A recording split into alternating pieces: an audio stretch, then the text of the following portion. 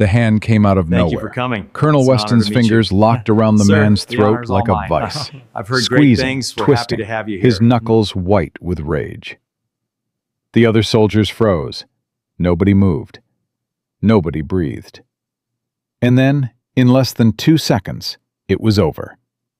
Weston hit the locker so hard the entire row shook. The single dad didn't say a word. He just straightened his collar, exhaled slowly, and looked at the colonel like a man who had seen far worse things than this, in places these boys had never been and would never go. What happened next? Nobody in that room was ready for it. Drop a comment with your city. I want to see how far this story travels. And if you're new here, hit subscribe. You're going to want to stay for this one. His name was Marcus Cole, 47 years old, single father of a 10-year-old girl named Lily. 6 feet even, maybe 190 pounds. Nothing about the way he carried himself screamed danger. He had a quiet face, the kind of face that blends into a crowd at a grocery store, or sits in the back pew at church without anyone noticing. That was, in a way, the point. Marcus had spent 22 years making sure people didn't notice him. The United States Navy had trained him, shaped him, sharpened him into something that most men would never understand, and then sent him to places that didn't show up on any map. He had operated in the dark, in the cold, in the mud, in the noise of gunfire and the terrible silence that followed it. He had held the line when the line seemed impossible to hold. He had brought men home. He had lost men, too, and carried that weight the way you carry a wound that never fully heals. He had retired from the Navy SEALs 3 years ago. Not with ceremony, not with fanfare, just a quiet handshake, a folder of paperwork, and a drive home to a house where a 7-year-old girl was waiting at the window, pressing her face against the glass because she always knew the sound of his truck. Now he worked as a civilian logistics coordinator attached to Fort Harlow, a mid-sized army installation in the flatlands of the South.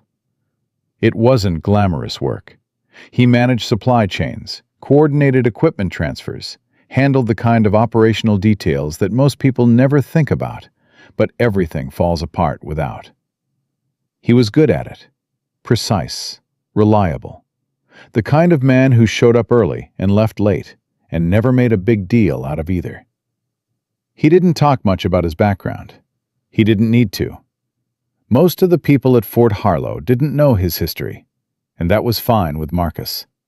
He wasn't there to impress anyone. He was there to do his job, pick up Lily from school at 4 o'clock, help her with her homework, and sleep enough to do it all again the next day. That was his life now, and he had made his peace with it. It was a Wednesday afternoon, routine, unremarkable, the kind of day that fades into the background of memory. When Marcus stepped into the base fitness center to use the locker room after a maintenance run. He hadn't planned to stay long. He had a meeting at 3:30. He just needed to rinse off and change back into his civilian clothes. Maybe 10 minutes, tops. The locker room was mostly empty when he walked in. 2 guys from the motor pool were leaving as he arrived, nodding at him on the way out. The fluorescent lights buzzed overhead. The floor smelled of industrial cleaner and old rubber. It was exactly the kind of place Marcus barely noticed anymore. Just a room, just a function. No different from 100 other base facilities he had passed through over 2 decades.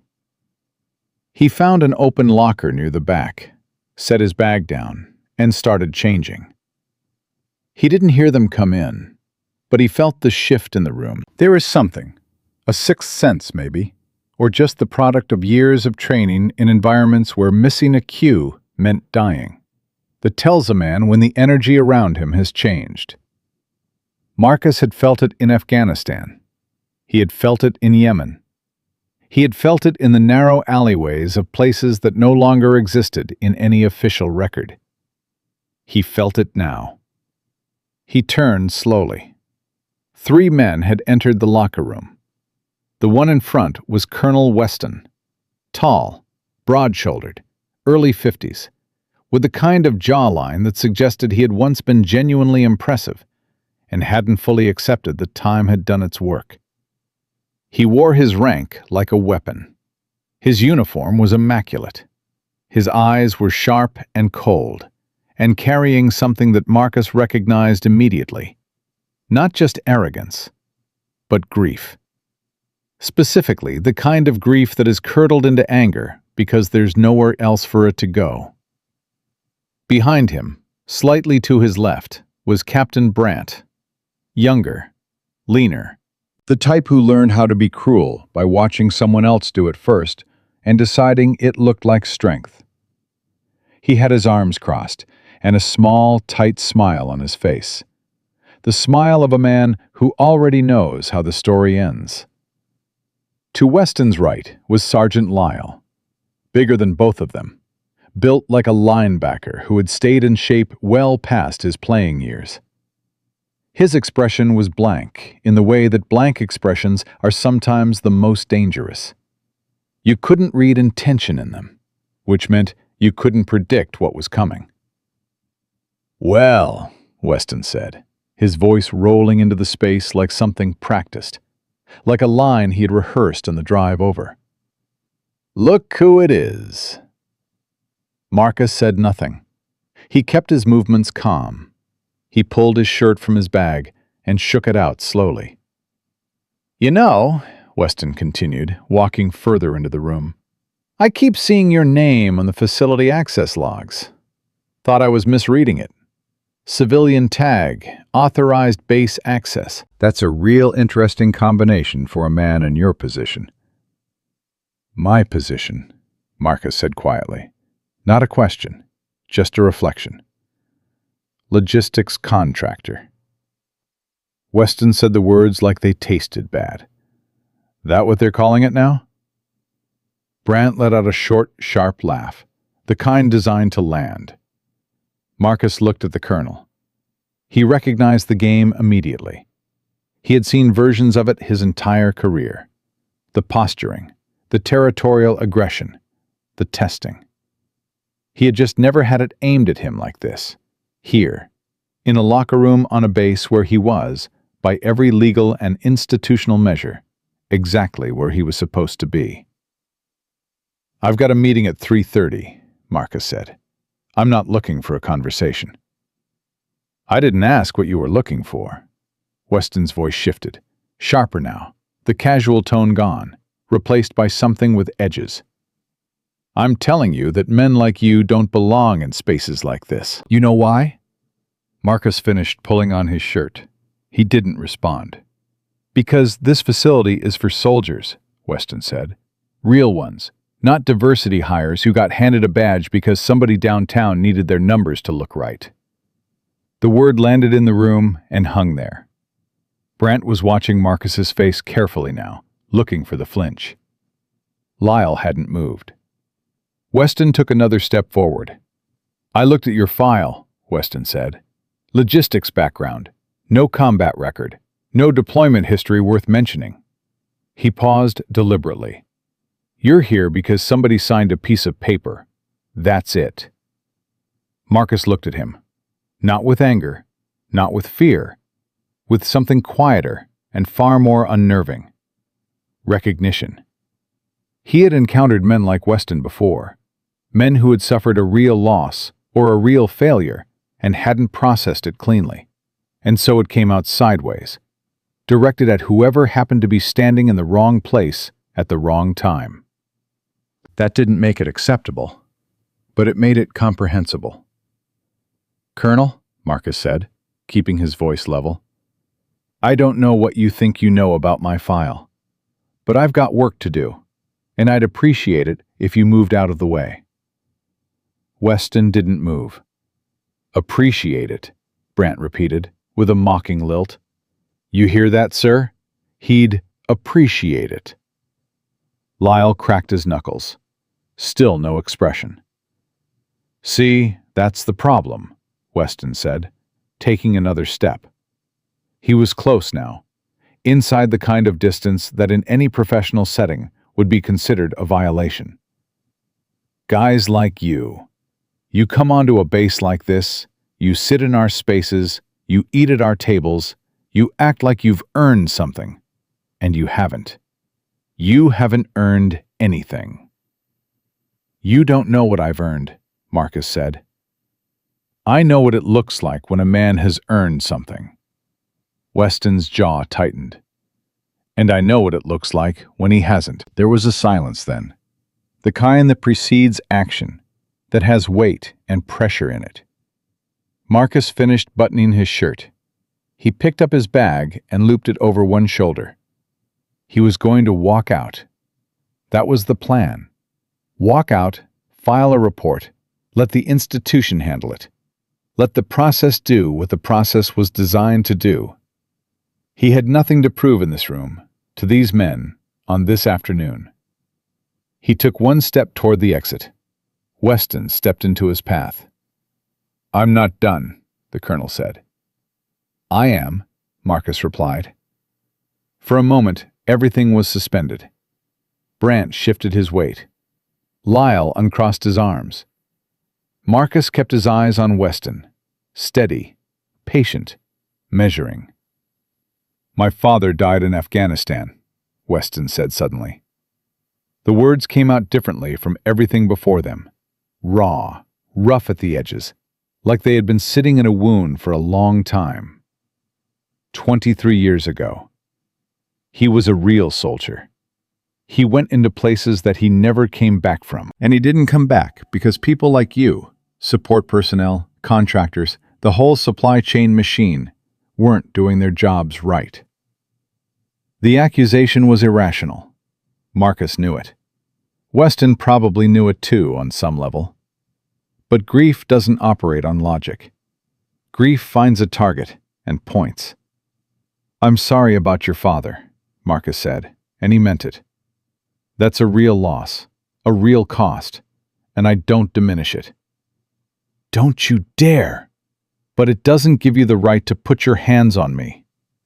The words came out calm, precise, like a warning label printed in plain, unambiguous language. Weston's eyes narrowed. Put my hands on you, he repeated slowly, as if he were tasting the idea, as if Marcus had just issued a challenge rather than a boundary. Sir, Brant said quietly, with a tone that wasn't a warning, but an invitation. And then Weston's hand came up. It happened fast, the way real physical aggression always does. Not like in the movies with telegraph swings and slow-motion warnings, but sudden and committed and close. Weston grabbed Marcus by the front of his shirt with his left hand and drove his right forearm up under Marcus's chin, pressing him backward against the locker. The metal rang out when Marcus's back hit it. Brant moved a half-step closer. Lyle stood with his weight forward, ready. Who do you think you're talking to? Weston said through clenched teeth, his forearm pushing up against Marcus's throat. Who do you think you are? Marcus didn't panic. His breathing didn't change. His heart rate, which the instructors at BUD/S had trained him over years of deliberate brutality to control under conditions that most men couldn't survive, stayed even. He looked at Weston with the same still, clear expression he had maintained throughout the entire conversation. And then he moved. It was not a violent movement. It did not look dramatic from the outside. Not the way fights look in films. Not big and swinging and chaotic. What Marcus did was precise. It was surgical.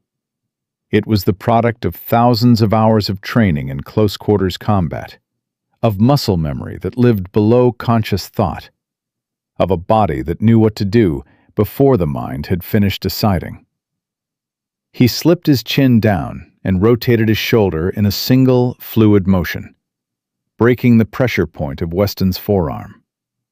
He brought his own arm up inside Weston's, locked his hand behind the colonel's elbow, and used Weston's own forward momentum, the energy the colonel had put into the shove, to redirect it, to rotate it, to turn it against him.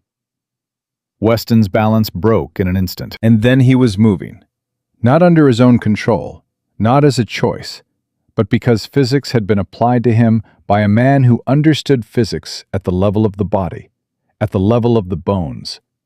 And he hit the locker row behind him with a sound that was not a bang, but a crash, the deep metallic sound of structural shock, the kind of impact that reverberates in the chest. The entire row of lockers shook. Weston crumpled to one knee, his hand on the floor, breathing hard, his expression cycling through shock and fury and something underneath both of those things. Something that looked, briefly and painfully, like recognition.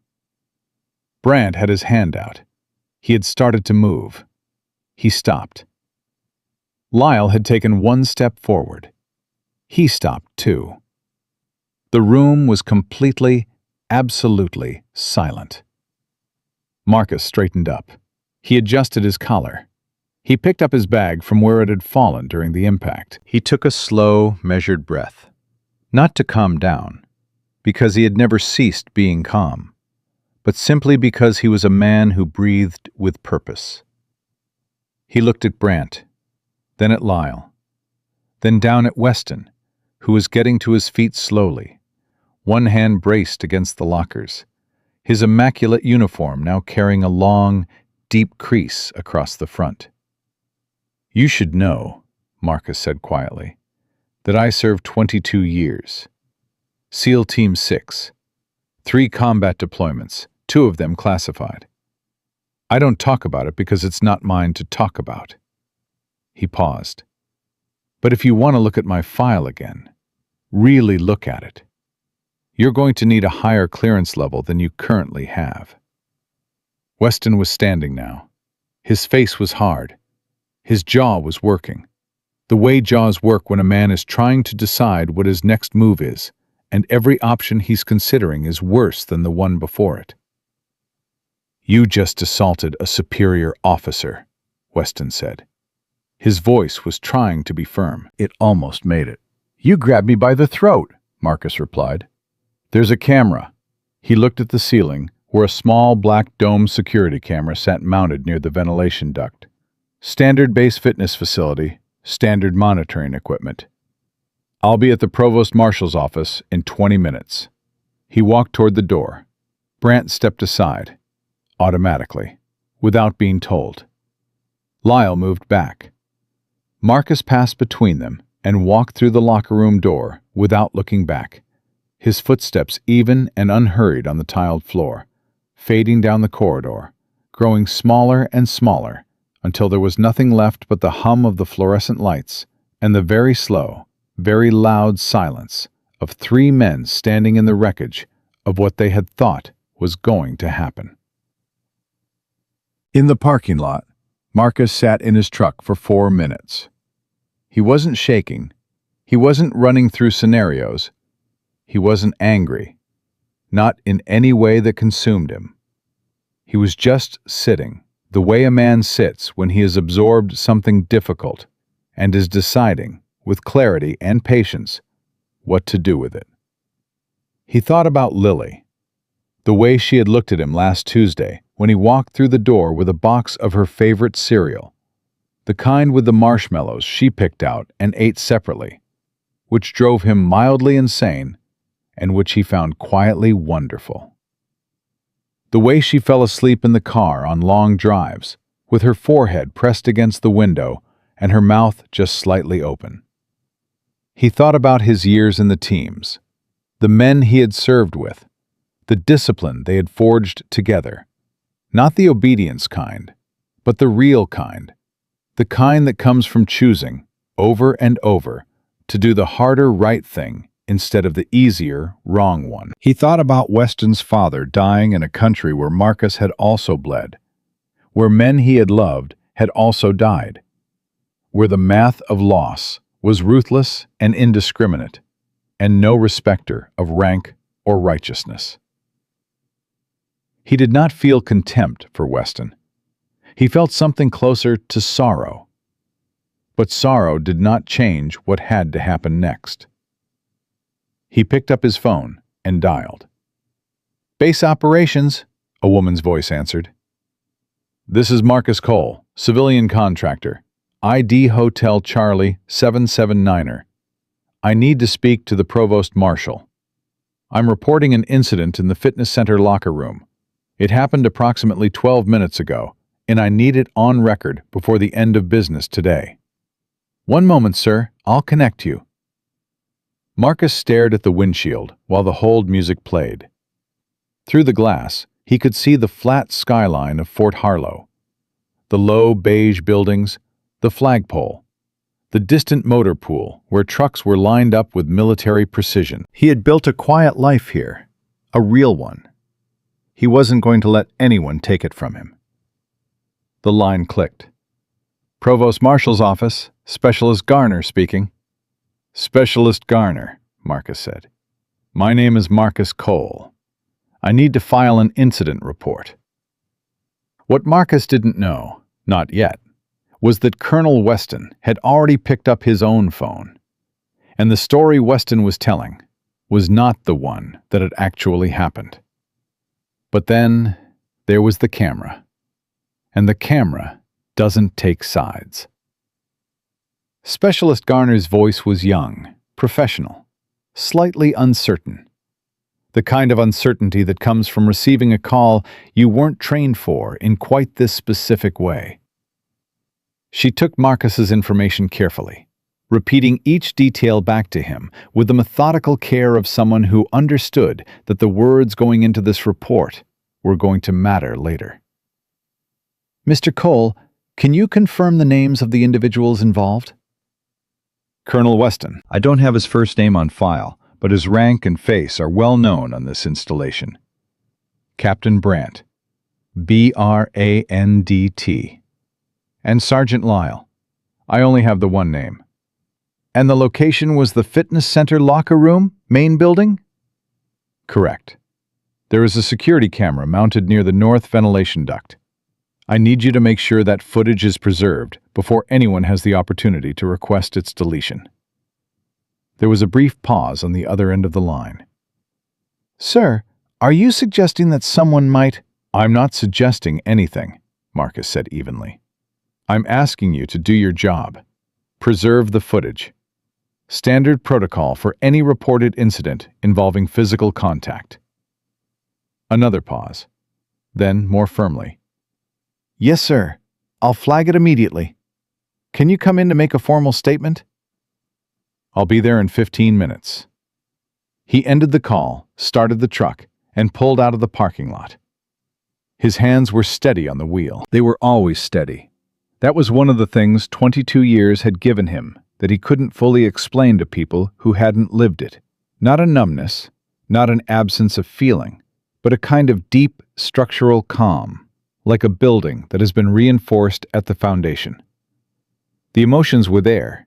He just didn't let them drive. He thought about Weston's phone call, because there was absolutely going to be a phone call. Men like Weston didn't sit in the wreckage of their own mistakes and wait for the consequences to arrive. They moved first. They shaped the narrative first. They called in favors and leveraged rank, and made sure that by the time the official version of events was recorded, it had already been colored by the version they preferred. Marcus had seen it before. Not at this level, not aimed at him directly, but he had watched it happen to other men, good men, honest men, and he had learned something important from watching it. The first report filed is not always the most powerful. The most powerful report is the one that is true. And the truth, in this particular case, was sitting in a small black dome on the ceiling of a locker room, patient as stone, waiting for someone to ask it the right question. He parked outside the Provost Marshal's building and walked in.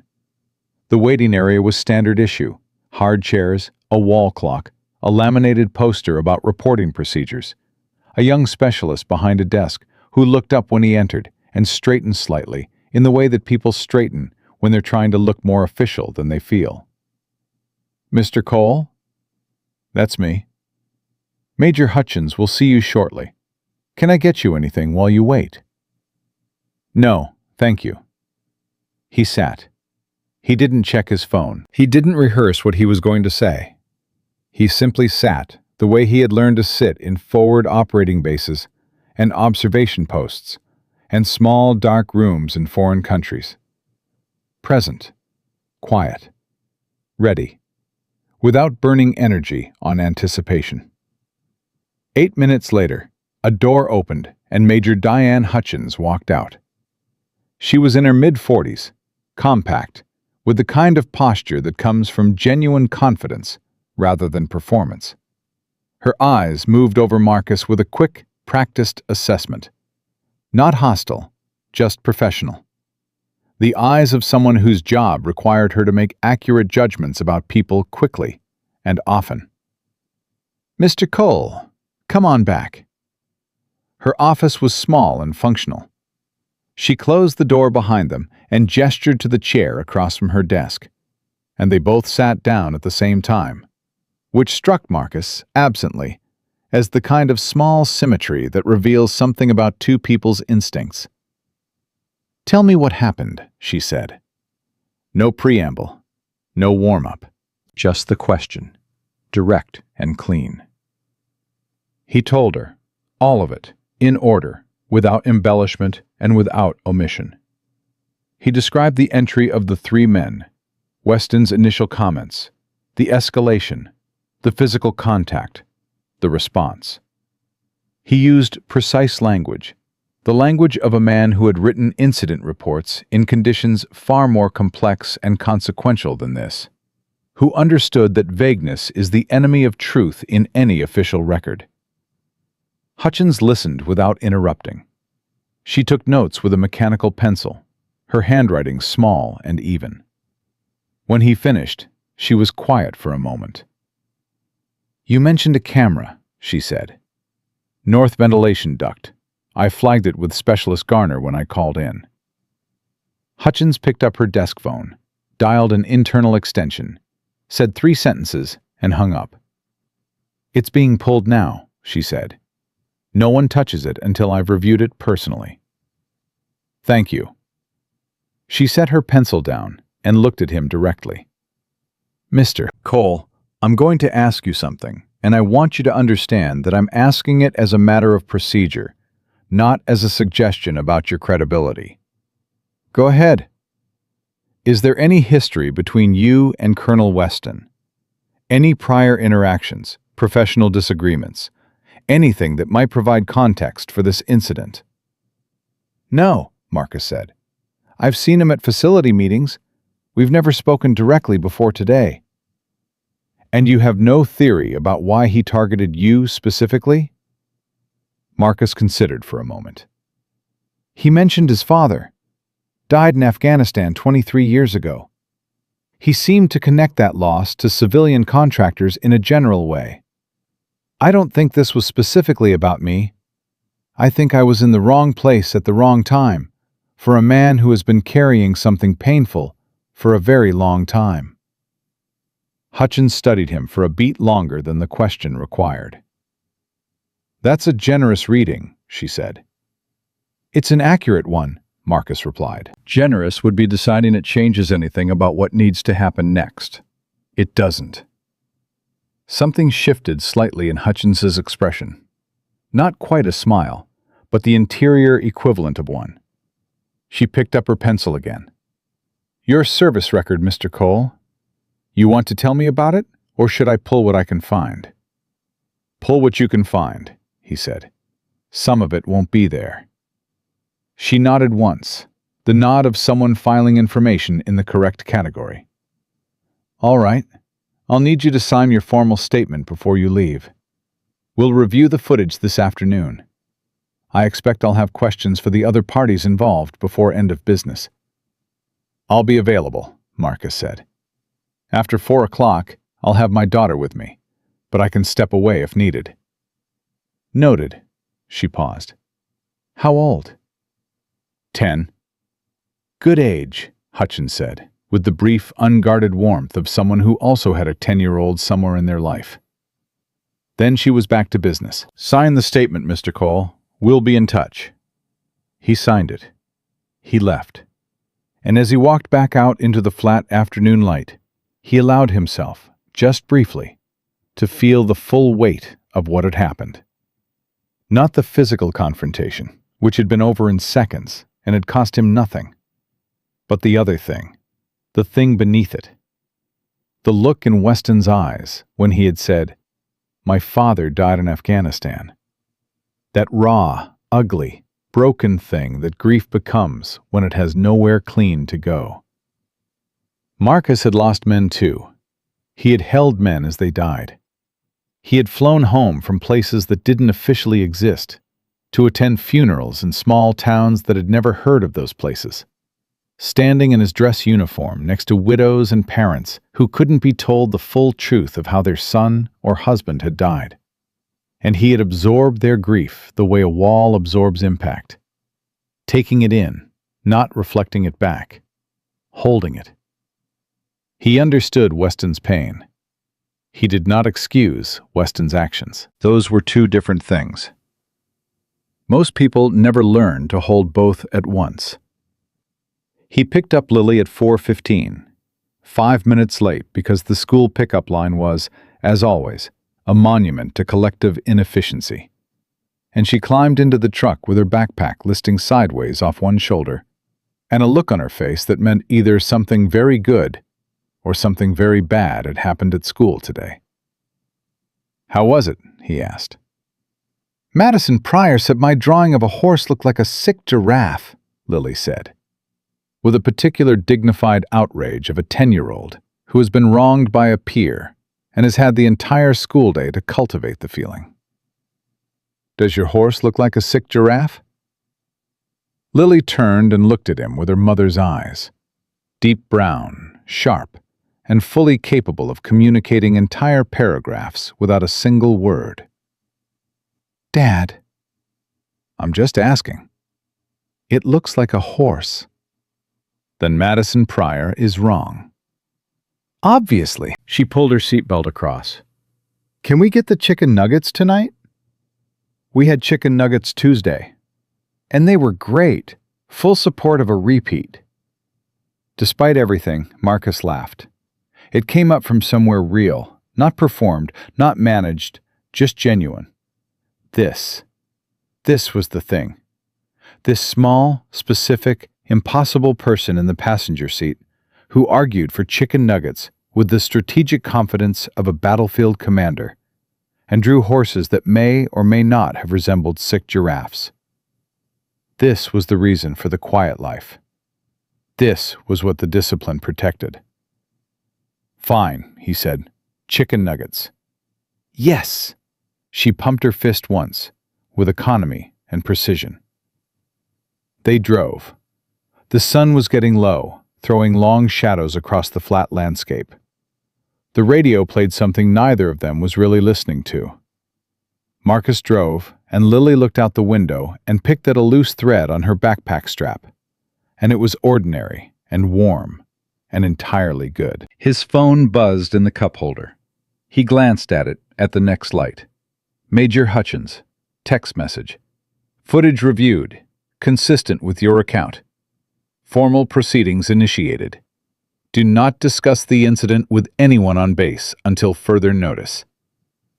He set the phone back down. "Who was that?" Lily asked, with the peripheral awareness that children have that adults consistently underestimate. "Work," Marcus said. "Is everything okay?" He looked at her briefly. She was watching him with that serious, searching expression she got sometimes. The one that made her look older than 10, older than she should have to look. The one that reminded him of how much he had already learned to read the spaces between his words. "Everything is fine," he said. And then, because she deserved more than reassurance, "There's a situation at work that I'm handling. I handled it the right way.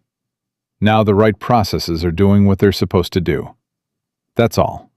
She looked at him for another moment, deciding whether to accept this.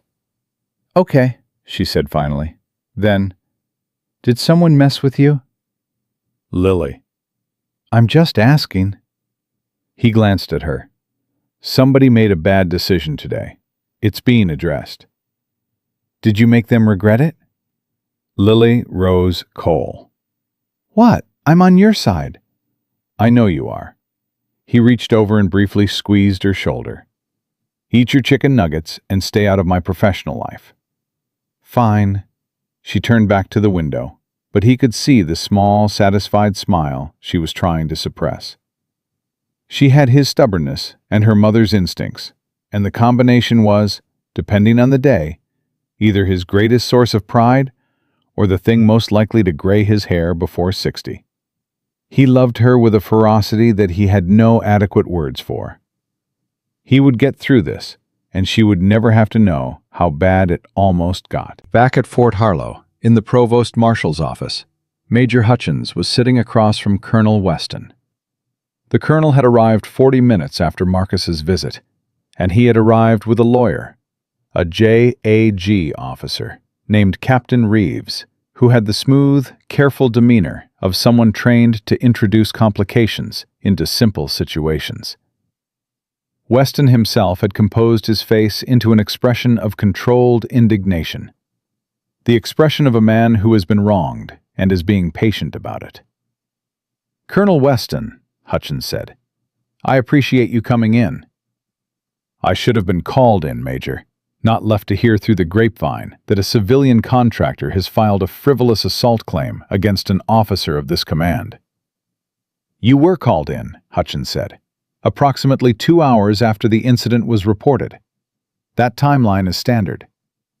She set a folder on the desk in front of her and opened it. "I've reviewed the security footage from the fitness center locker room. I'd like to walk through what it shows." Reeves leaned forward slightly.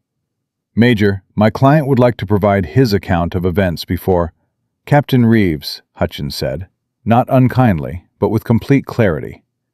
"I'm going to walk through the footage. Then Colonel Weston will have every opportunity to provide his account. That's the order of operations here." She looked at Weston. "The footage is clear. The lighting is adequate. The angle covers approximately 80% of the relevant area." She paused. "It shows you initiating physical contact with Mr. Cole, specifically grabbing him by the shirt and pressing your forearm against his throat." Weston's jaw tightened. "He was being insubordinate. He's a civilian contractor, Colonel. The insubordination framework doesn't apply. And regardless of the relational context, initiating physical contact of that nature is—" "He assaulted me," Weston said, his voice rising slightly. "He threw me into a set of lockers. That is documented. My uniform was damaged. I have—" "The footage shows Mr. Cole using a defensive technique to break the hold you had on his throat," Hutchins said. "It also shows that his response was proportional, controlled, and ceased immediately. He did not pursue. He did not escalate. He picked up his bag and left." She closed the folder. "Colonel Weston, I need to ask you directly. Was there anything in Mr. Cole's conduct, prior to the physical contact you initiated, that constituted a threat to you or the other personnel present?" The silence that followed was long and specific. Reeves put his hand on Weston's arm, the quiet, practiced gesture of a lawyer telling a client to stop talking. But Weston was looking at the folder on Hutchins's desk, and something was happening behind his eyes. Not calculation, something older and rawer than calculation. Something that looked, for just a moment, like a man standing at the edge of the story he had been telling himself for 23 years, and seeing, for the first time, the distance between that story and the ground. "No," Weston said quietly.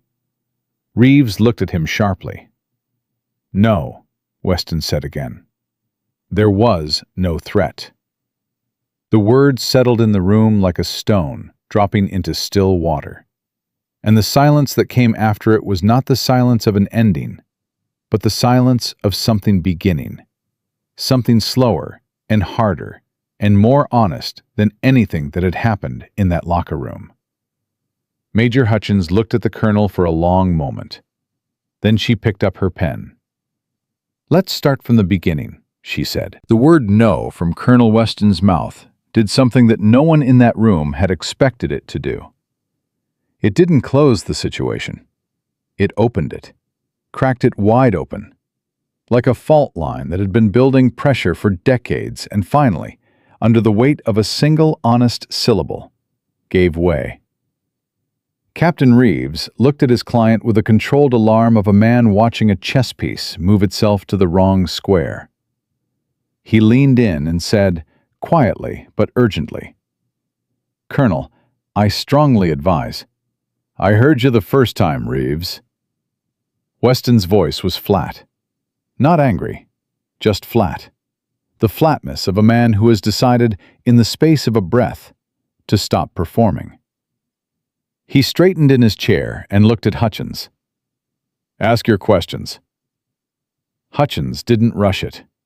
She set her pen down, folded her hands on the desk, and gave Weston the kind of measured silence that invites a person to fill it on their own terms. It was a technique Marcus would have recognized immediately. Weston, to his credit, recognized it too, but he filled the silence anyway. "I went in there looking for a confrontation," Weston said. "I want that on the record. Nobody sent me, nobody ordered it. Brandt and Lyle were with me because I asked them to come, and what happened in that room is on me, not on them." Reeves pressed 2 fingers to his temple. "What were you hoping to accomplish?" Hutchins asked. Weston looked at the desk for a moment. "I don't know," he said. "That's an honest answer, and I understand it's not a satisfying one. I've been seeing Cole's name on access logs for 3 weeks. Something about it bothered me. I told myself it was a protocol concern, a security concern, civilian access to the fitness facility, that kind of thing." He paused. "That wasn't the real reason." "What was the real reason?" Another pause. Longer. "His name," Weston said finally. "Marcus Cole. It came up in a file I was reviewing 4 weeks ago. An old after-action report, partially declassified, from an operation in Kandahar province, 2009. His voice changed, not softer but lower, like something being turned down rather than turned off. "My father died in an operation in that province. 2001. Different mission, different unit. But when I saw the name on that report, in that region, something in me, I don't know. I made a connection that wasn't there. I made it anyway." Hutchins was quiet for a moment. "And the things you said to him in the locker room? About diversity hiring? About him not belonging?" Weston closed his eyes briefly. "Weapons," he said. "Things I knew would land. I wanted him angry. I wanted a reaction. Because if he reacted, if he got loud, got threatening, then I had a reason for being there. Then the story I built in my head had somewhere to go." "But he didn't react," Hutchins said. "No." Something moved across Weston's face that was difficult to name. Not shame exactly, but the precursor to it, the moment before a man is ready to call it by its real name.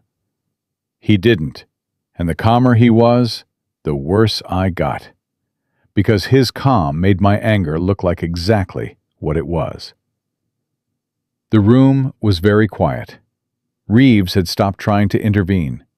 He was just sitting now, his folder closed on his lap, watching his client with an expression that had shifted from professional concern to something more personal, more human. "Colonel Weston," Hutchins said carefully, "I'm going to ask you something that is outside the formal scope of this inquiry, and you are under no obligation to answer it, but I think it matters. When was the last time you spoke to anyone, professionally, clinically, about your father's death?" The question landed like something dropped from a height.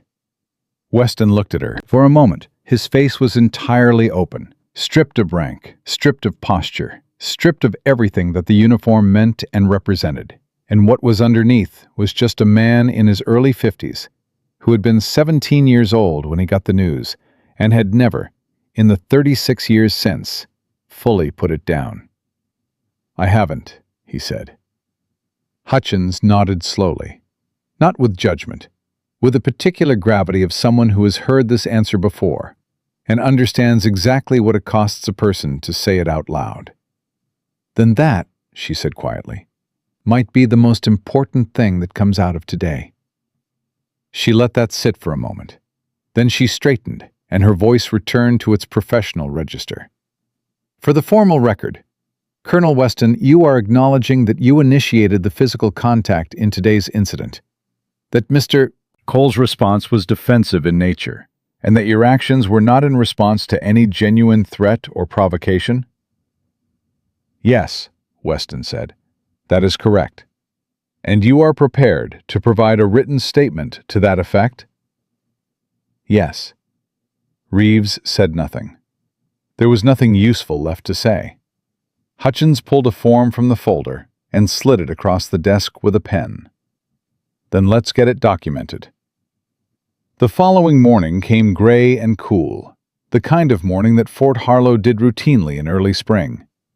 The sun still finding its commitment, the air carrying enough edge to remind you that winter had not fully conceded. Marcus was at his desk by 7:15, which was his habit, and he had a cup of coffee going and 3 emails open that had nothing to do with the previous day's events, because the work still needed doing, and the work didn't care about personal situations. He was halfway through a logistics review when his phone rang. Hutchins. "Good morning, Mr. Cole." "Major, I wanted to update you directly before the formal notifications go out. Colonel Weston provided a full written statement last night acknowledging that he initiated physical contact and that your response was defensive. The footage corroborates everything. The Office of the Inspector General has been notified, and formal disciplinary proceedings will begin within the week. Captain Brandt and Sergeant Lyle have also been called in. They'll be interviewed individually this morning." Marcus listened. He took a sip of his coffee. "How are you doing?" Hutchins asked, and the question had a texture to it that was different from the professional updates preceding it. Genuine, unhurried. "I'm fine," Marcus said. "I was fine yesterday." "I know you were. That's partly why I'm asking." A brief pause. "Weston told me something last night that I thought you should hear. He told me that it wasn't really about you, that he had built a narrative around a name in a declassified report, and that you happened to be the person standing in front of him when that narrative came looking for somewhere to land." Marcus was quiet for a moment. "I know," he said. "You knew yesterday?" "I had a strong suspicion," he said. "The way he mentioned his father, the way the anger changed texture when he said it, went from performative to real. You can feel the difference if you've been around enough people carrying weight they haven't dealt with." Another brief pause from Hutchins' end. 22 years, she said, not as a question. 22 years, he confirmed. Weston is being referred to base mental health services as a condition of the proceedings. He agreed to it voluntarily, which I will be noting in my report as a mitigating factor. It doesn't change the disciplinary outcome, but it matters.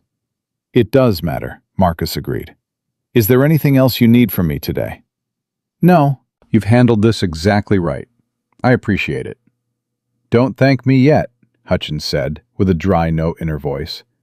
"You're going to have to give a deposition to the IG, probably next week. That's less fun.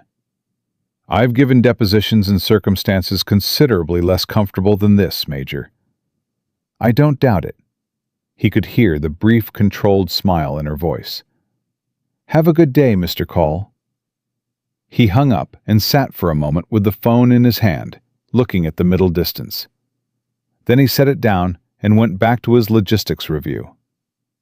The news moved through Fort Harlow the way news always moves through a military installation, with the speed and specificity of a well-coordinated strike, reaching every corner of the base before the formal notifications had even been drafted. By 10 o'clock that morning, Marcus was aware that he was being looked at differently as he moved through the facility. Not conspicuously, not dramatically, but he had spent 22 years learning to read rooms, and the rooms were reading differently. People stepped aside with a half-second more deference than usual. A woman from the motor pool, someone he had exchanged a total of perhaps 6 words with over the past year, made eye contact in the hallway and gave him a nod that carried more weight than a nod normally carries. 2 young privates from the physical training rotation moved out of the elevator before their floor when he stepped in, with a slightly wide-eyed energy of men who had recently learned something that had rearranged their understanding of someone they'd walked past every day. He found it mildly uncomfortable. He had never been interested in being known. He had done the work he did in the places he did it, precisely because he understood that the most valuable things often happen in the absence of attention, not the presence of it. But he also understood that what had happened yesterday was not just his story. It belonged in some way to the younger men and women on this base who were still figuring out what strength looked like. And if his conduct in that locker room, the calm, the precision, the refusal to escalate, had demonstrated something useful, then the discomfort of being seen was a small price. He was eating lunch alone in the cafeteria when Captain Brandt sat down across from him. This was unexpected enough that Marcus set his fork down and gave the man his full attention. Brandt was not the same as he had been in that locker room. The tight, knowing smile was gone. He looked tired, the specific tiredness of a man who has spent the night revisiting his own behavior with brutal honesty and not been pleased with what he found. He had his tray, but he wasn't eating. He was looking at Marcus with something raw and uncertain in his expression. "I owe you an apology," Brandt said. "I've been thinking about how to say it since last night, and I've decided the only way is to just say it directly." Marcus looked at him without expression. Not hostile, just present. "What Weston did was wrong," Brandt continued. "What I did, standing there, not stepping in, making it worse with my comments, that was wrong too. I knew it was wrong while it was happening.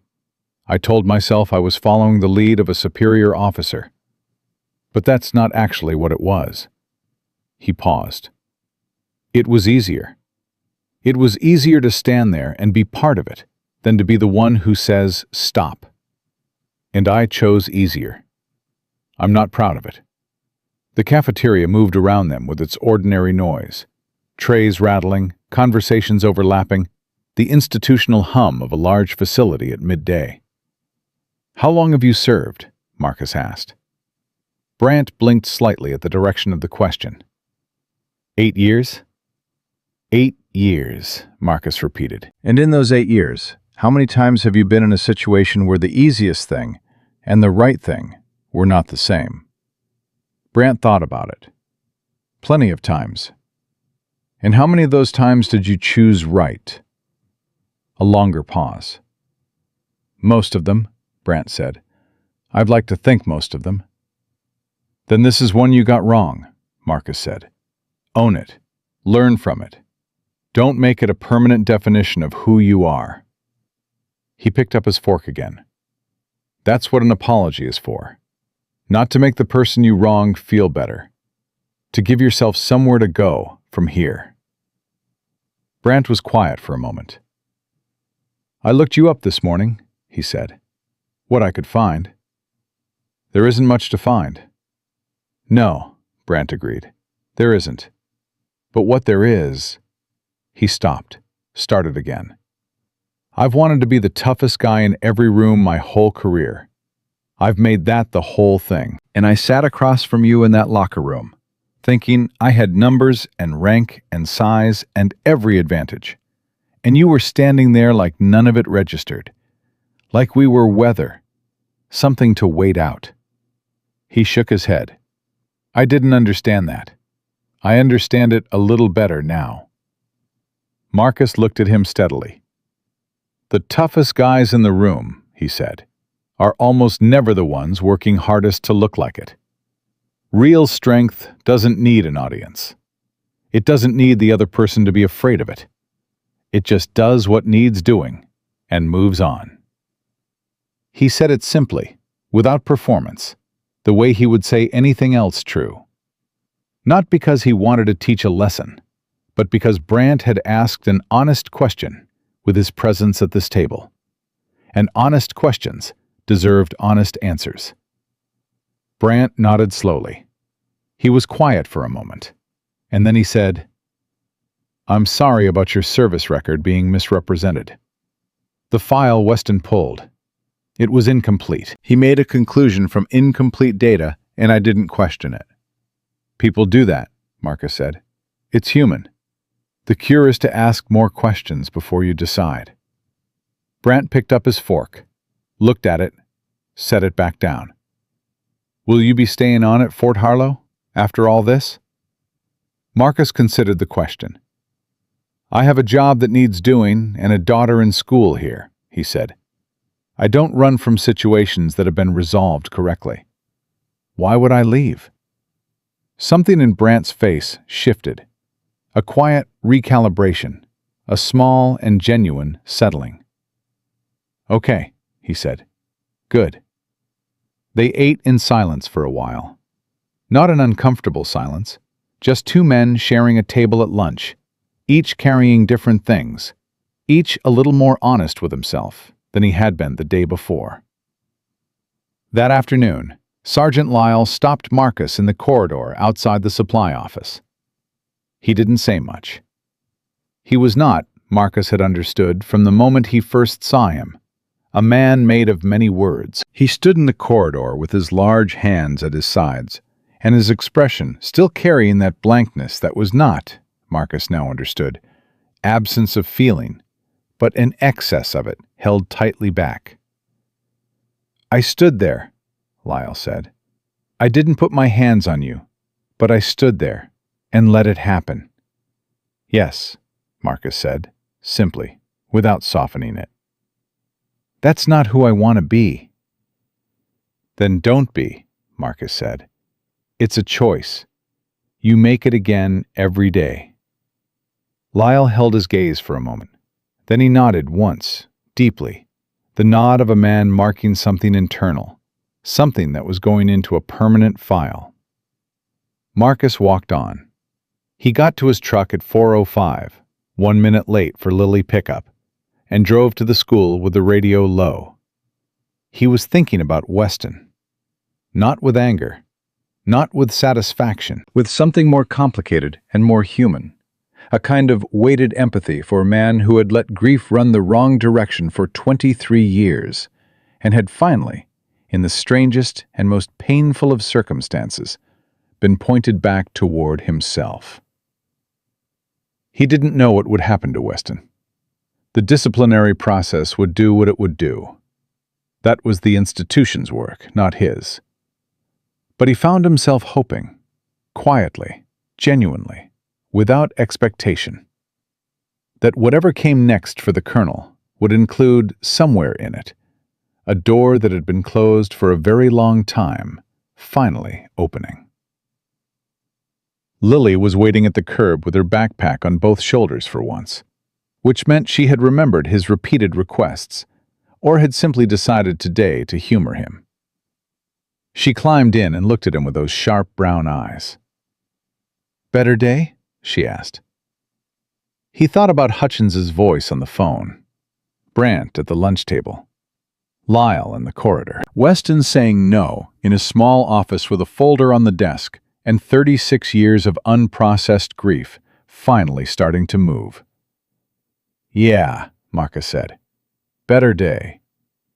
She reached over and turned the radio up slightly to a song she liked, and they pulled out into traffic, and the afternoon unfolded around them the way ordinary afternoons do, full of small mercies, moving forward, carrying everything quietly and with great care. The Inspector General's office smelled like old coffee and recirculated air.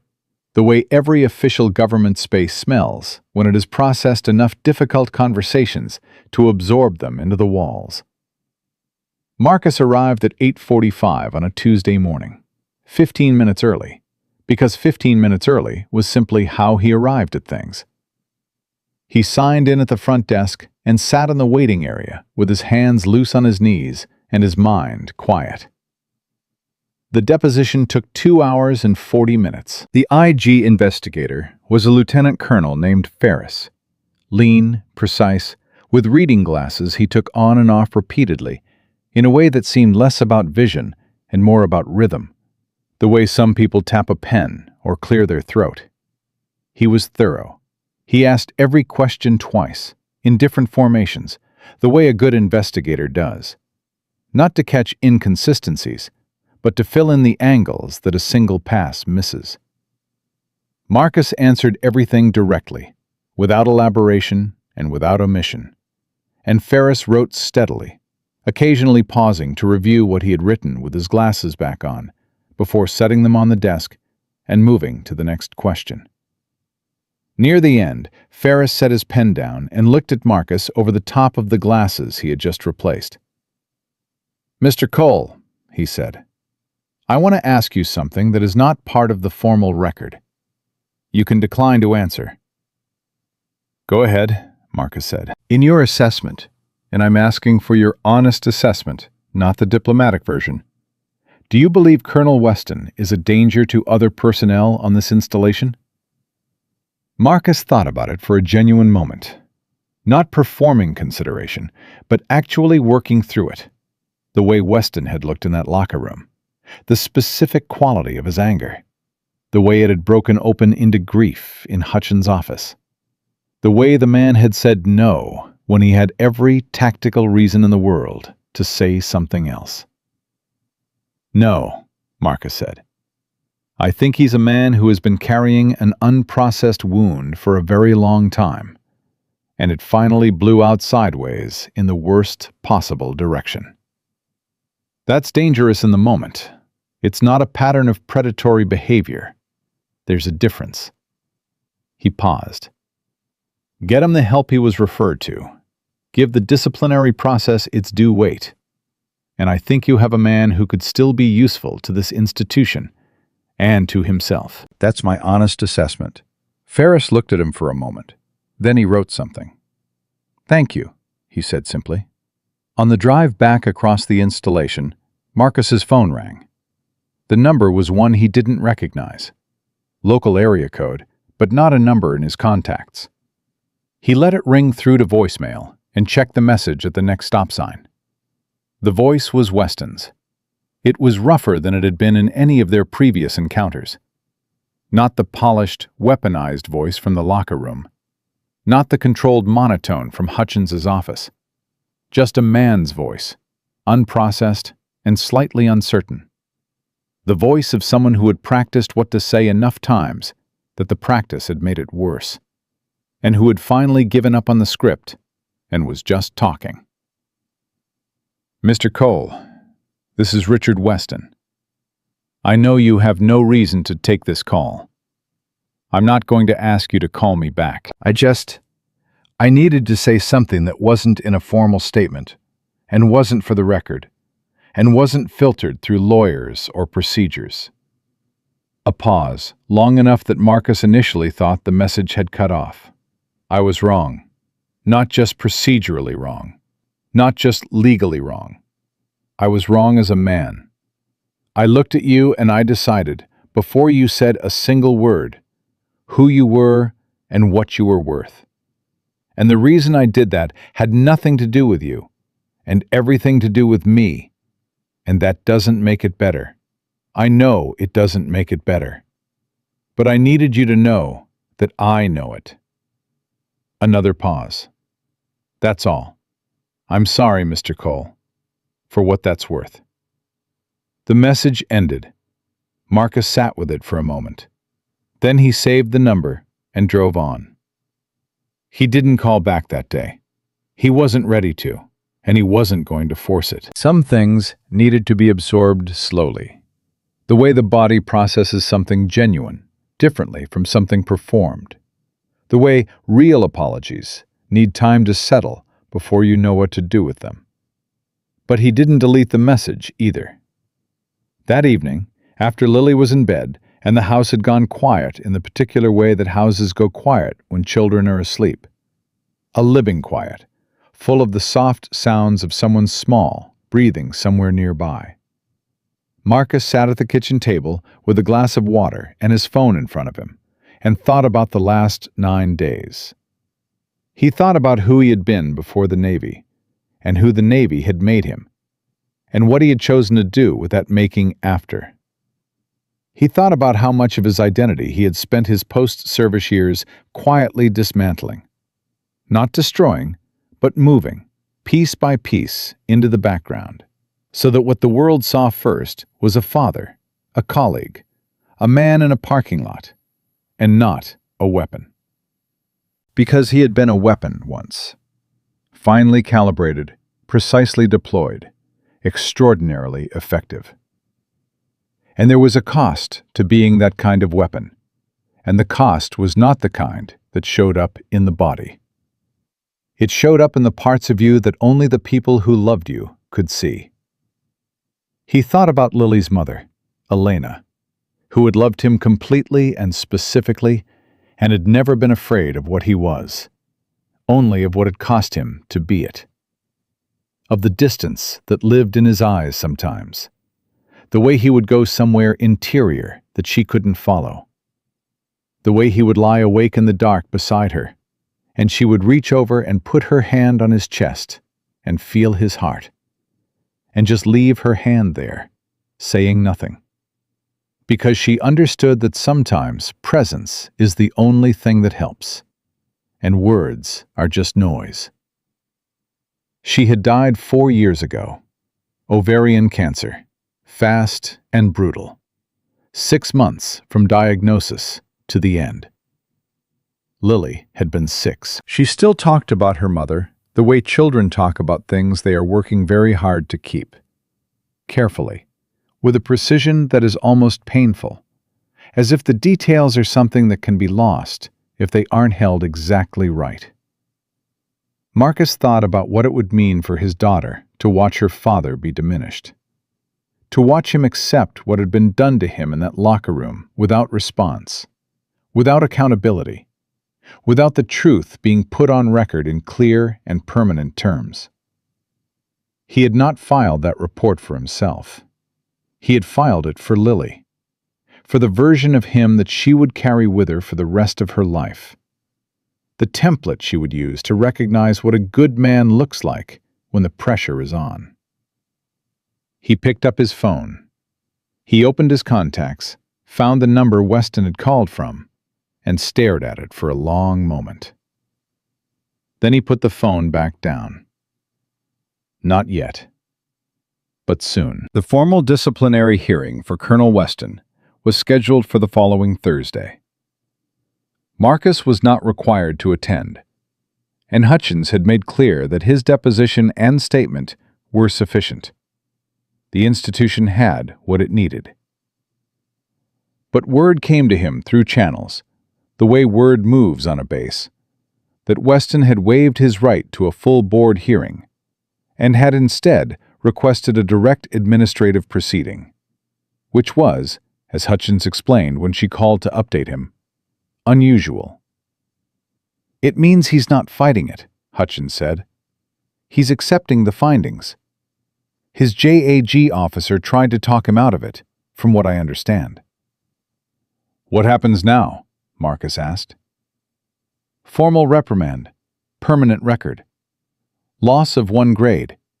He'll be bumped to lieutenant colonel on paper, but the practical consequences at his career stage are significant. Mandatory counseling, minimum 6 months, as a condition of continued service. He's also being reassigned. Not punitive, but they're moving him to a non-command advisory role." "He agreed to all of it?" "He proposed most of it." A brief pause. "I've been doing this job for 11 years, Mr. Cole. I have never had the subject of a disciplinary action propose their own consequences before the hearing. Marcus absorbed that. "He's trying to get ahead of himself," he said. "Trying to make the punishment fit the understanding, not just the rule." "That's a generous reading again." "Maybe," he said. "Or maybe it's just accurate." After he hung up, he went and stood in the doorway of Lily's room for a moment. She was sleeping on her side, one arm thrown over the edge of the bed, the way she always slept, as if, even unconscious, she was reaching for something. Her nightlight threw a soft orange glow over the room. Her drawing of the horse, or the sick giraffe, depending on one's perspective, was taped to the wall above her desk, beside a photograph of Elena taken on a beach in North Carolina 3 summers before she got sick, laughing at something outside the frame, her hair moving in the wind. Marcus looked at the photograph for a moment. Then he looked at his daughter. Then he went back to the kitchen, sat down, picked up his phone, and called Weston's number. It rang 3 times. "Mr. Cole." Weston's voice was careful, surprised. Not performing surprise, actually surprised. "I got your message," Marcus said. "I needed a few days before I could respond to it." "I understand. I wasn't expecting—" "Let me say what I need to say, and then you can respond." Marcus paused, organizing not his words, those came naturally, but the intention behind them. He wanted this to be real. He didn't want it to be performance, or formality, or the correct thing said in the correct sequence. He wanted it to land the way truth lands, which is different from the way good lines land. "I accept your apology, not because what you did was acceptable, it wasn't, and the process is doing what it needs to do about that, and I don't have anything to add to it. I accept it because you said something honest, in a situation where you didn't have to. You could have fought it. Your lawyer wanted you to fight it. And you looked at the footage, and you looked at yourself, and you decided to tell the truth instead. That's not nothing." The line was quiet for a moment. "I keep thinking about what you said in the locker room," Weston said, "after. When you told me your service record. You said you didn't talk about it because it wasn't yours to talk about. 22 years. SEAL Team 6. And you said it like it was just a fact. Like telling me you had a dentist appointment. No wait. No need for credit. Nothing." His voice was rough at the edges. "I've spent 30 years needing people to know what I've done, what I've given. I've needed it to be seen, to be acknowledged. I built my whole professional identity on making sure people understood the cost I'd paid." A pause.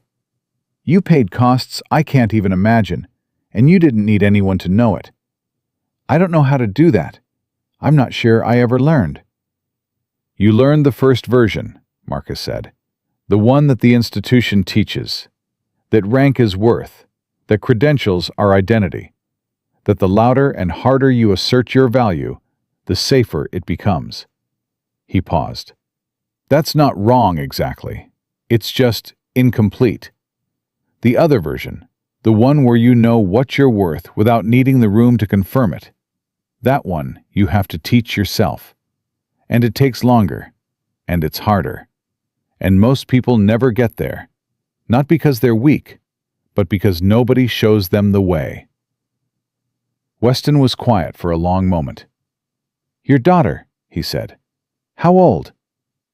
10. "She know what her father does? What he did?" "She knows enough," Marcus said. "She knows I worked with people who needed protecting, in places that were dangerous, for a long time. She knows I came home when some people didn't. And she knows that I think about those people." He paused. "She doesn't need the details. She needs the values. The details are mine." "My father was the same way," Weston said, and his voice went somewhere deeper when he said it. "He never talked about what he did overseas. Not once. I used to resent that when I was young. I thought it meant he didn't trust me, didn't think I could handle it. And then he died, and I never got to ask him whether I was right or whether I had completely misread him. A breath, unsteady. I've been angry at a ghost for 36 years, Mr. Cole. And I think I've been pointing that anger at everyone who reminded me of him. The silence. The competence that doesn't need to announce itself. The calm. His voice almost broke on the last word. Almost. He was protecting you, Marcus said quietly. The silence. It wasn't distance. It was protection.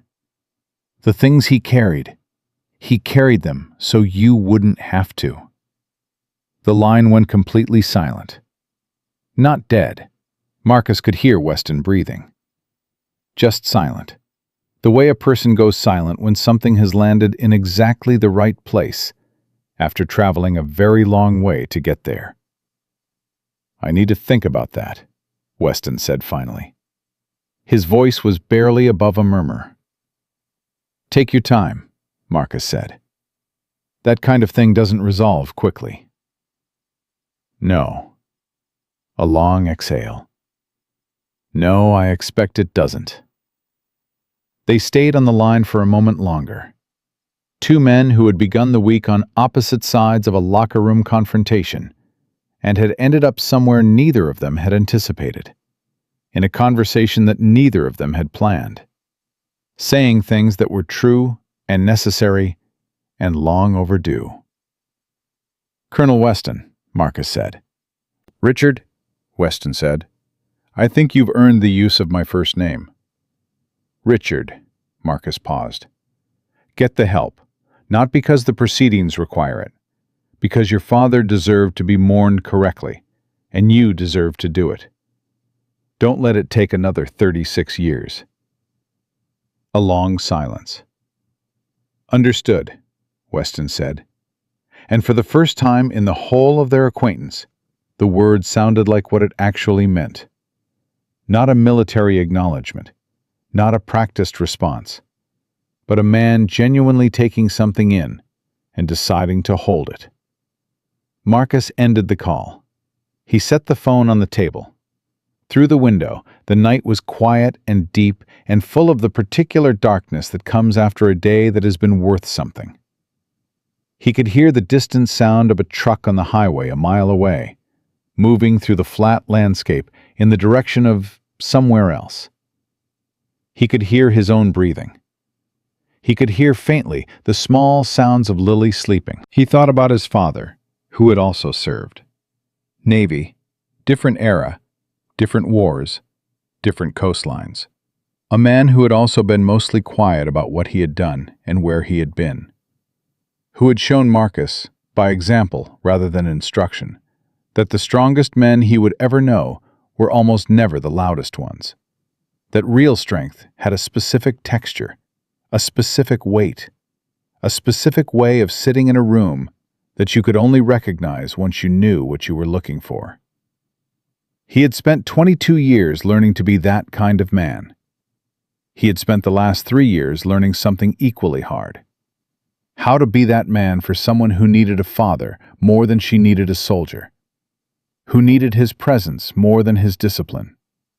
Who needed to see him laugh at her horse drawings and argue about chicken nuggets and drive her to school and be the steady, warm, ordinary thing at the center of her world. He was still learning. He expected he would be learning for the rest of his life. He drank the last of his water, rinsed the glass, turned off the kitchen light, and walked through the quiet house toward bed.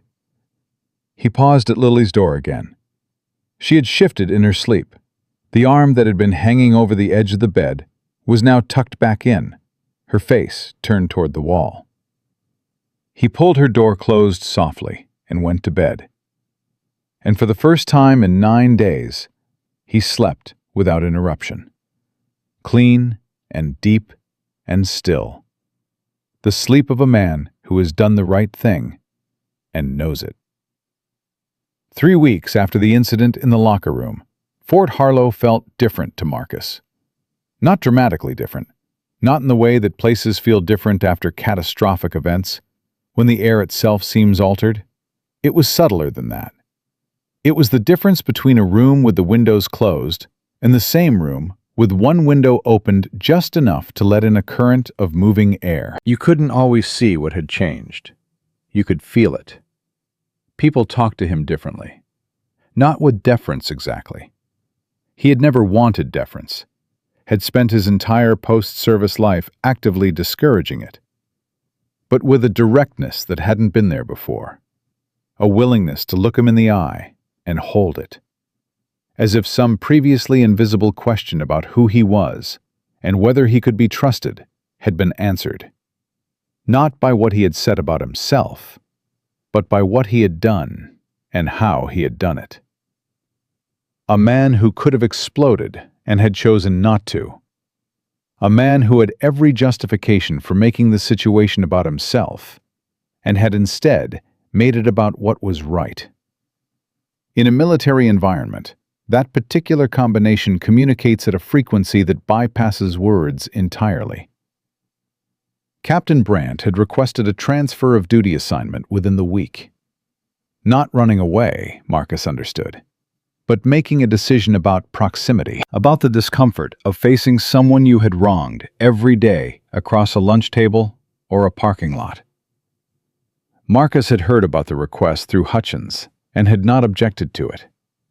Sometimes the most honest thing a person can do is admit that they need space to change without the constant reminder of who they had been. Sergeant Lyle stayed. He showed up to work every day with the same large, quiet presence, the same economy of expression. But something in his bearing had shifted by degrees. A slightly different quality of attention, a way of holding himself in group settings that suggested he was paying different kinds of notice to what was happening around him. The kind of man who had made one bad decision and was determining, methodically and without drama, never to make it again. Marcus respected that more than any apology. It was on a Friday afternoon, 4 weeks to the day after the incident, that he got a call he had not expected. The voice on the other end was older, measured, carrying the specific cadence of someone who had spent a lifetime in rooms where words had real consequences and had learned to choose them accordingly. "Mr. Cole, my name is General Harold Voss, retired. I was the commanding officer of the 75th Ranger Regiment in 2003, and I served 3 subsequent tours in an advisory capacity to Naval Special Warfare. I believe you and I crossed operational paths once, in 2007, though you likely wouldn't remember." Marcus sat up slightly. "I remember the name, General." "Good. I'll get to the point. I'm on the board of a private foundation, the Linwood Institute. We work with transitioning veterans, specifically special operations personnel, on reintegration and psychological support.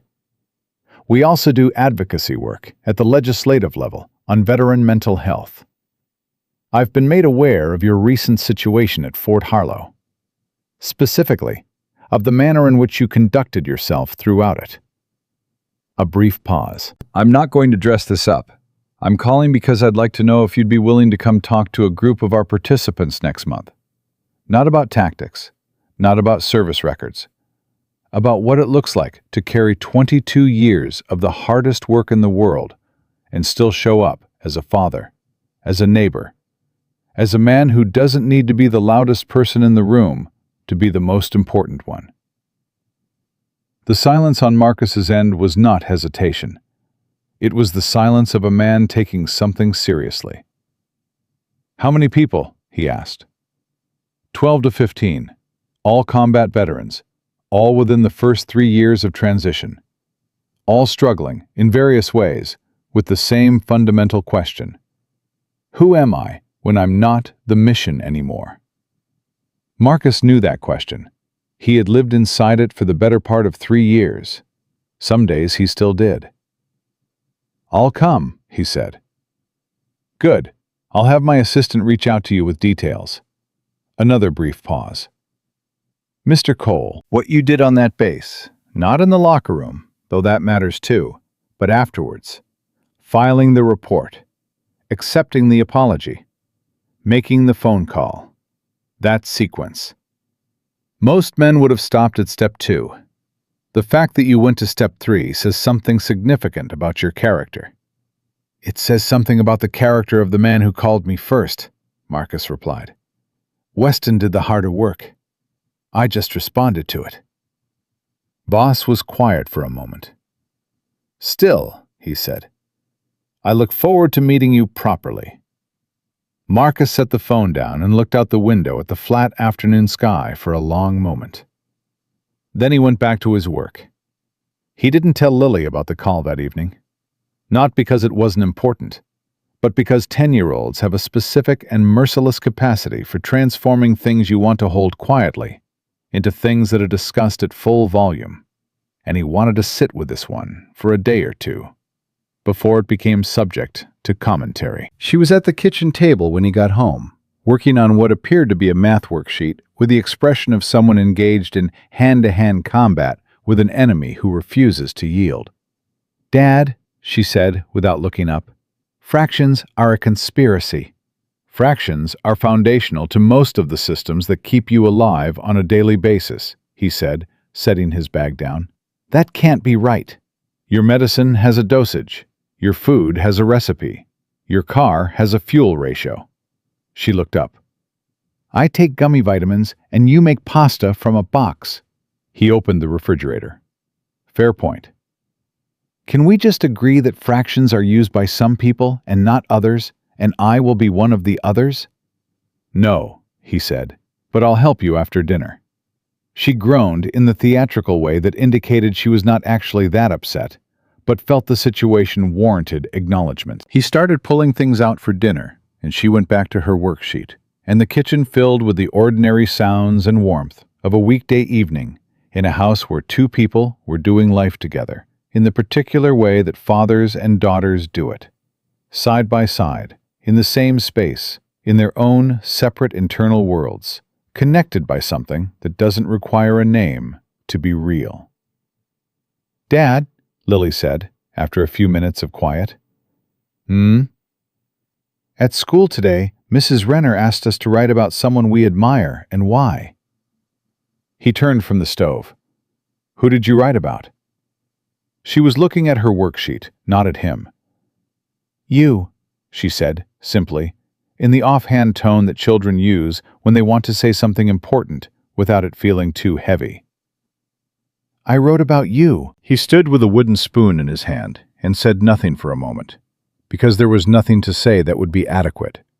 And he had learned long ago that the moments that matter most are often the ones that don't need words. He just stood there and let it land, all the way down, in the places words couldn't reach. What did you say? He asked finally. She shrugged with one shoulder, the gesture of someone trying to stay casual about something they feel deeply. That you're quiet, but when things get hard, you know exactly what to do. And that you don't have to be the loudest person in a room to be the one everyone depends on. She paused. And that you make pretty good pasta for someone who uses the box kind. He laughed. The real laugh. The one that came up from somewhere honest and didn't perform anything. That's a good essay, he said. I know, she said, and went back to her fractions. He turned back to the stove, and his eyes were doing something they did occasionally in moments like this one. Something he never acknowledged out loud, and never would.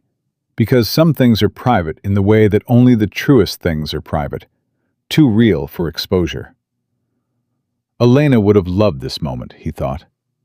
She would have been watching from somewhere near the kitchen doorway with that specific expression of hers. The one that was not quite a smile, but contained everything a smile contains, and more. She would have looked at Lily, and then looked at him, and she would not have said a single word, because she never needed to say the words. She just needed to be there. She wasn't there, and the loss of that was not something that ever became ordinary, no matter how many ordinary evenings passed. It was always there. A permanent and specific shape of absence, the outline of a person pressed into the air of the house, like a handprint in warm wax. But Lily was there, and that was not a replacement for what was gone. It was a different thing entirely, its own complete and irreplaceable thing. His daughter, who argued about fractions and named horses, and pumped her fist with economy and precision when she got what she wanted, who looked at him sometimes with her mother's eyes, and saw him clearly enough to write an essay about the parts of him he was most careful to keep quiet. He was not a perfect man. He had made errors in his career that he would carry to his grave, decisions in the dark that had costs that could not be recovered, moments where the right thing and the necessary thing had not been the same, and he had had to choose between them. He was not perfect, and he was not invulnerable, and he was not the man the movies made his kind of service out to be, the unfeeling machine, the human weapon with nothing underneath. What he was present. What he was trying.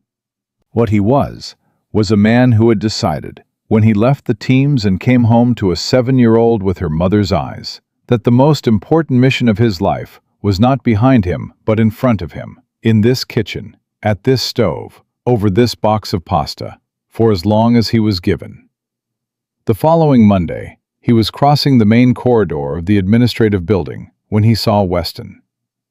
The former colonel was in civilian clothes. The reassignment had come through the previous week, and the change in context was visible in the way it always is when a person accustomed to the language of uniform is suddenly without it. He looked slightly reduced, in the way that high-ranking officers sometimes do when the rank is removed, as if the identity had been partially housed in the insignia. But he also looked, underneath the reduction, something Marcus had not seen in him before. He looked lighter. They stopped in the corridor and looked at each other. There was a moment of the specific awkwardness that attends two people who have shared something significant and haven't yet established the ordinary rhythms of what comes after. "Mr. Cole," Weston said. "Richard," Marcus replied. Something moved across Weston's face at the use of the name, brief and involuntary, the small, visible evidence of a man recalibrating in real time. "I started," he said, and stopped, cleared his throat. "I started the sessions on Thursday, the counseling."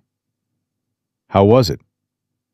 Weston looked at the middle distance for a moment, with the expression of a man choosing honesty over comfort. "Harder than anything I've done in 30 years of service," he said. "And I've done some hard things." "It usually is," Marcus said. "The first few times. It gets different." "Different," Weston repeated. "Not better." He registered the word choice. "You've done it." "After my wife died," Marcus said. "Lily was 6. I needed to be functional. I needed to be more than functional.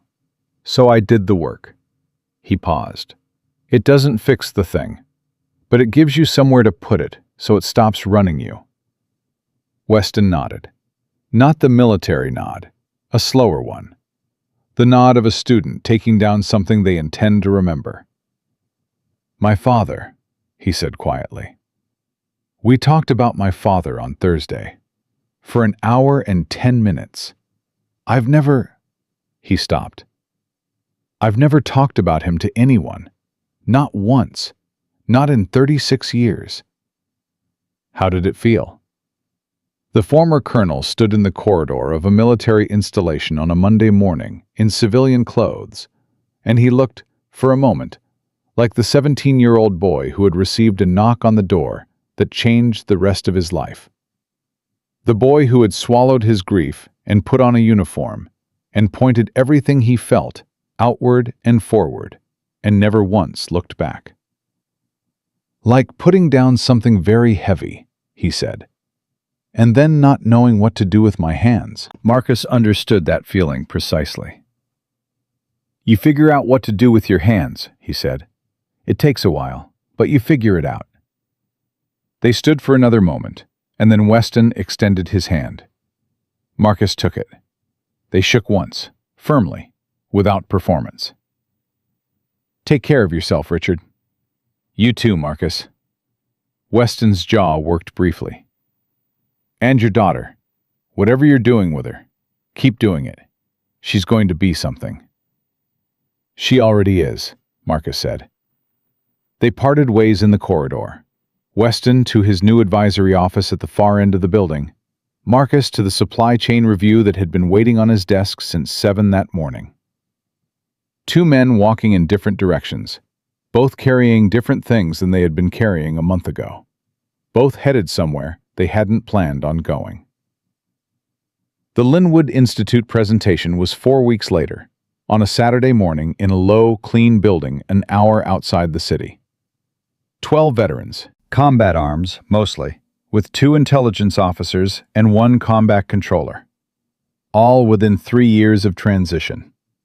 All sitting in folding chairs with a specific posture of men who have been trained to look comfortable in any situation, and are currently not comfortable at all. Because being uncomfortable in a counseling context is different from being uncomfortable in the field, and the training doesn't transfer. Marcus stood at the front of the room and looked at them for a moment before he spoke. He knew every one of these faces, in the way that you can know faces you have never seen before, because they were carrying what he had carried, wearing the particular expression of men who had been defined by a purpose, and were now standing in the sudden absence of it, trying to figure out which direction is forward when the mission that organized everything has ended. He didn't start with credentials. He didn't tell them his service record, his rank history, his operational background. He started the way he always started things that mattered, with the truth. 3 years ago, he said, I sat in a parking lot in a truck and stared at a house and tried to figure out what I was supposed to do next.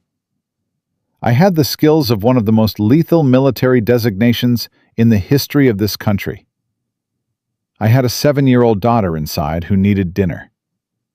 And I sat in that truck for 9 minutes because I could not figure out how to be both things at the same time. The room was completely still. I'm going to tell you what I've learned since then, he said. Not what they taught me in the teams. You've got your own version of that, and it was good training, and you'll use it for the rest of your lives. What I'm going to tell you is what nobody teaches you. What you have to figure out in the parking lot, at the end of the mission. He talked for 40 minutes. He talked about Lily, and about Elena, and about the particular weight of carrying 22 years of operational life into a world that doesn't have a word for what you've been. He talked about the counseling, and about Weston in the corridor on a Monday morning, saying, like putting down something very heavy, and about what it means to be strong in a way that does not require anyone to be afraid of you. He talked about the locker room. He told it straight, without embellishment, the way it had actually happened. And when he got to the part where he had walked to the provost marshal's office and filed a report, one of the veterans in the second row, a former ranger, thick through the shoulders with the slightly weathered look of a man in his early 40s, leaned forward and said, Why'd you file the report? You'd already handled it. Nobody was going to do anything to you. Why not just walk away? Marcus looked at him. Because my daughter is going to need to know, someday, what it looks like when a man does the right thing under pressure, he said. Not the impressive thing, not the thing that makes a good story. The right thing. And the right thing in that situation was to make sure the truth was on record, completely and clearly, so the people who needed to be accountable were accountable, and the people who needed help got help. He paused. I didn't file that report for me. I filed it for her, for the man I need her to see when she looks at her father. The room was very quiet. That's the mission, Marcus said.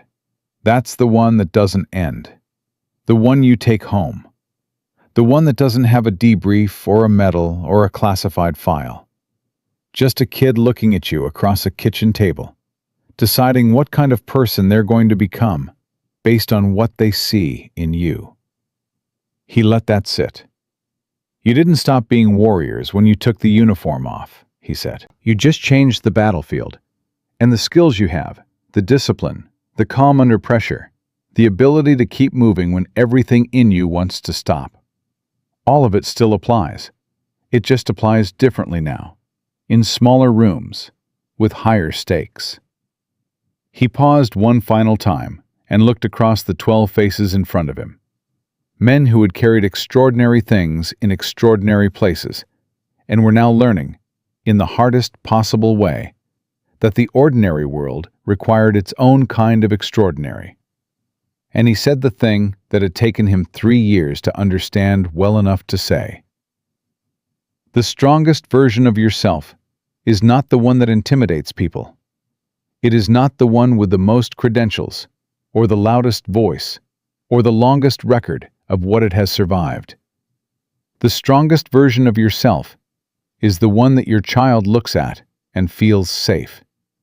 The one that does the right thing when no one is watching, and the difficult thing when everyone is. The one that knows, deep down, without needing anyone to confirm it, exactly what it is worth. He let the room hold it. Outside, the morning was moving toward noon, ordinary and irreversible, the way all mornings do. Inside, 12 men sat with something that had been handed to them not as instruction, but as truth. The kind of truth that doesn't arrive loud, that doesn't announce itself, that just settles into the place that was waiting for it, quietly, the way all the most important things do. Marcus Cole drove home.